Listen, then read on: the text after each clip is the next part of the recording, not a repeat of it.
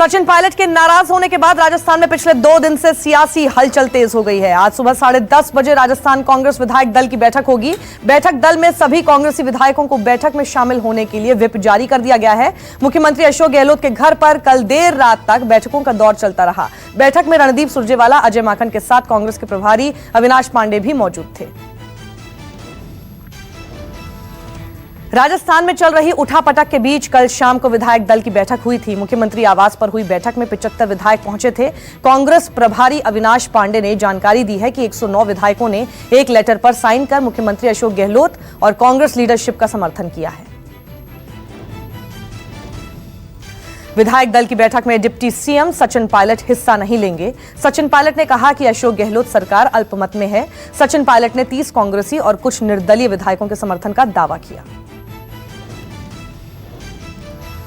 अमिताभ बच्चन परिवार के corona positive होने की खबर आते ही उनके चाहने वाले चिंता में डूब गए। उनके लिए लगातार प्रार्थनाएं करने लगे, उनके स्वस्थ होने की कामना करने लगे। अमिताभ बच्चन ने खुद ट्वीट करके सभी चाहने वालों का धन्यवाद किया है।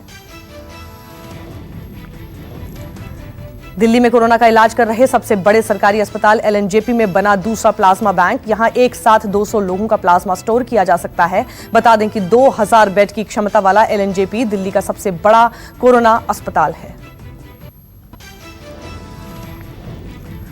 देश के बड़े बिजनेस चेंबर फिक्की ने मौजूदा वित्त वर्ष में विकास दर के नेगेटिव में रहने का अनुमान जताया है। फिक्की ने अपने इकोनॉमिक आउटलुक सर्वे में 2020-21 के लिए जीडीपी ग्रोथ रेट -4.5% रहने का अनुमान जताया। भाजपा के राष्ट्रीय महासचिव राम माधव, राज्य मंत्री डॉक्टर जितेंद्र सिंह के साथ जम्मू कश्मीर के बांदीपुरा पहुंचकर आतंकियों की गोली का शिकार बने पार्टी के जिला अध्यक्ष शेख वसीम बारी के परिजनों से मुलाकात करने पहुंचे। आपको बता दें कि बांदीपुरा में लश्कर के आतंकियों ने बीजेपी के 3 कार्यकर्ताओं को मार दिया था। कोरोना के कहर के बीच पूरी दुनिया में मशहूर महाराष्ट्र का गणेश उत्सव पर कोरोना के संकट के बादल मंडरा रहे हैं, जिसे लेकर सरकार ने गाइडलाइंस जारी कर दी हैं, जिसके तहत प्रतिमा की अधिकतम ऊंचाई 4 फीट होगी, जबकि घरों में इसे 2 फीट तक रखना है।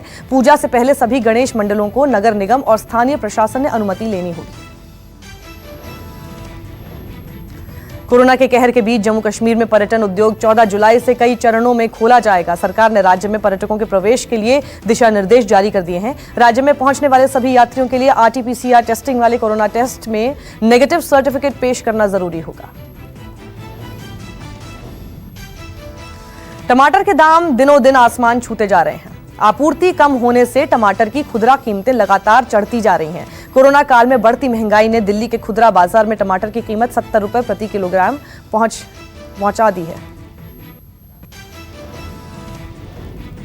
केरल के विश्व प्रसिद्ध श्री पद्मनाभ स्वामी मंदिर और उसकी अकूत संपत्ति पर किसका होगा अधिकार? सुप्रीम कोर्ट आज फैसला सुनाएगा। सुप्रीम कोर्ट मंदिर के एडमिनिस्ट्रेशन से जुड़े अधिकार पर भी फैसला देगा। कश्मीर के बांदीपुरा में लश्कर मॉड्यूल का भंडाफोड़ हुआ है। सुरक्षा बलों ने उत्तरी कश्मीर के बांदीपुरा के हाजिन इलाके से लश्कर के 4 आतंकियों को गिरफ्तार किया। सुरक्षा बलों ने आतंकियों के पास से हथियार और भारी मात्रा में विस्फोटक बरामद किए। देर रात 2:36 पर अंडमान और निकोबार आइलैंड के डिगलीपुर में भूकंप के झटके महसूस किए गए। भूकंप की तीव्रता 4.3 मापी गई। फिलहाल भूकंप से किसी भी तरह के नुकसान की खबर नहीं आई। डिगलीपुर में 1 महीने के अंदर तीसरी बार आया है ये भूकंप।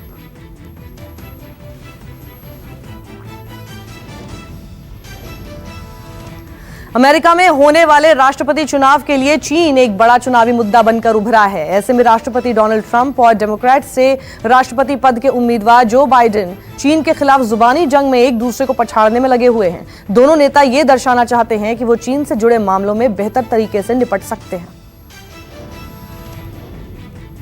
कोरोना वैक्सीन पर रूस ने बाजी मार ली है। रूस के सेचेनोव विश्वविद्यालय का ऐसा दावा है कि उसने कोरोना वायरस के लिए वैक्सीन तैयार कर ली है।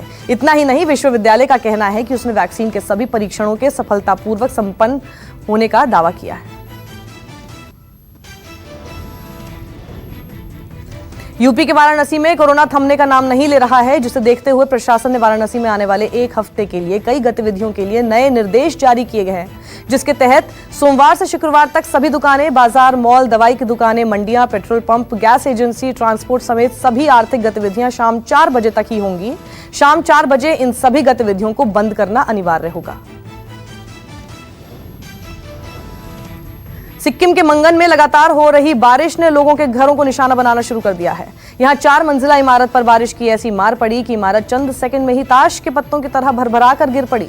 लेकिन गनीमत रही कि वक्त रहते लोगों को यहां से बाहर निकाल लिया गया। बारिश ने हिमाचल की राजधानी शिमला का बुरा हाल कर दिया है। भारी बारिश की वजह से पूरा शहर पानी पानी हो गया है। यहां सड़कें पानी से लबालब हैं, साथ ही वाहन सवार पानी से जंग कर रास्ता पार करने को मजबूर हैं। लगातार हो रही बारिश ने ऐसा कहर मचाया है कि सड़कों पर पानी, घरों में पानी, हर तरफ पानी ही पानी नजर आ रहा है।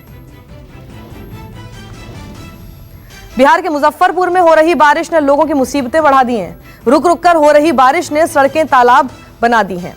बच्चे कमर तक पानी में डूबे हुए नजर आ रहे हैं। और इतना ही नहीं, आलम यह है कि घर, मकान, खेत खलिहान सब पानी में डूब चुके हैं। देश में कोरोना संक्रमण का आंकड़ा हर दिन बढ़ता ही जा रहा है। बीते एक दिन में देश में 28,637 नए मामले सामने आए हैं। देश में 24 घंटे के अंदर 551 लोगों की मौत हुई। अभी तक देश में कोरोना का आंकड़ा 8,50,000 तक पहुंच गया है। अब तक इस खतरनाक वायरस से देश में 22,674 लोगों की मौत हो चुकी है। महाराष्ट्र में कोरोना का कहर बदस्तूर जारी है। पिछले 24 घंटे में अब तक का 7,827 नए मामले सामने आए हैं। राज्य में कोरोना पीड़ितों की कुल संख्या 2,54,427 हो गई है। 24 घंटे में महाराष्ट्र में 173 लोगों की जान चली गई। राज्य में अब तक 10,289 लोगों की मौत हुई। वहीं अब तक 1,40,325 ठीक होकर लौटे। दिल्ली में कोरोना का कोहराम लगातार जारी है। दिल्ली में पिछले 24 घंटे में 1,573 नए मामले सामने आए हैं। दिल्ली में कोरोना मरीजों की कुल संख्या 1,12,494 पहुंच गई है। बीते एक दिन में दिल्ली में 37 मरीजों की मौत हुई, जबकि दिल्ली में अब तक 3,371 लोगों की मौत हो चुकी है, जबकि 89,968 लोग ठीक होकर घर लौटे। बिहार में कोरोना का अब तक का सबसे बड़ा आंकड़ा देखने को मिला। बिहार में पिछले 24 घंटे में 1,266 नए मामले सामने आए हैं। इसके साथ ही कोरोना के मरीजों की कुल संख्या 16,305 पहुंच गई। सबसे ज्यादा पटना से 177, मुजफ्फरपुर में 72, नालंदा में 78 और नवादा में 76 नए मामले देखने को मिले।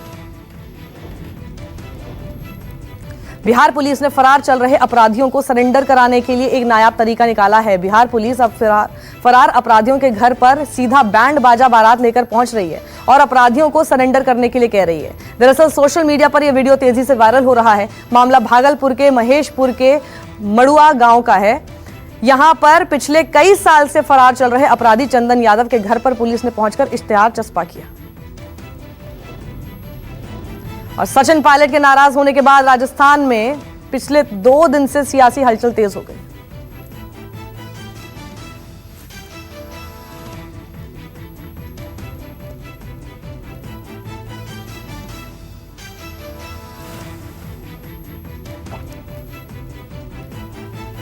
नमस्कार, मैं हूं मानक गुप्ता। अगर आपको हमारा ये वीडियो पसंद आया हो तो इसे लाइक और शेयर जरूर करें। और हां, हमें सब्सक्राइब और फॉलो करना ना भूलें, ताकि आप देश और दुनिया की कोई खबर मिस ना करें। तो जुड़े रहिए हमारे साथ और देखते रहिए News 24।